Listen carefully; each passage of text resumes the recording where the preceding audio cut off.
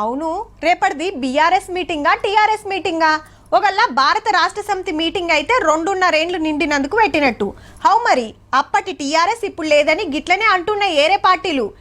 పేరేదైతే ఏముంది, అదే గులాబీ జెండా, అదే కారు గుర్తు, అదే మాసారు అని జై కొట్టుకుంటా వరంగల్ తోవ పడతాండ్రు లీడర్లు కార్యకర్తలు. షానొద్దులకు ఇంత పెద్ద మీటింగ్ కాబట్టికే జోరుంటదుల్లో. రేపే బీఆర్ఎస్ పుట్టినరోజు పండుగ 25 ఏళ్లు నిండుతున్నాయి కాబట్టి జోరుగా చేస్తున్నారు.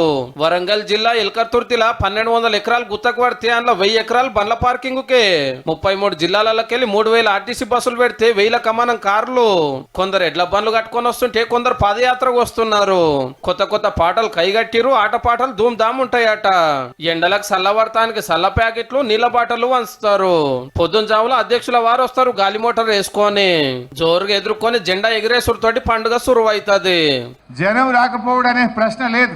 అంచనాలకు మించిన జనం రాబోతున్నారు. ట్రాఫిక్ జామ్ జరగకుండా కార్యకర్తలు చాలా జాగ్రత్త పాటించి ఓపికతోని రెగ్యులేట్ చేసుకొని.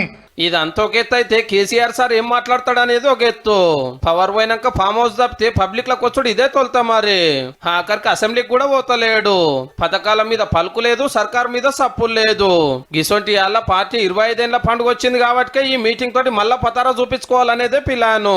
అసెంబ్లీకి వచ్చి మాట్లాడవలసినవి, గవర్నమెంట్ ను నిలదీయవలసినవి, హామీల గురించి అడగవలసినవి అన్ని ఈడనే అడుగుతాడట. ఈ ఆల్టీకి అయితే గింతే. మీటింగ్ ఎట్లా అయింది, సార్ ఏమన్నారు రేపు మొత్తం చెప్పుకుందాం.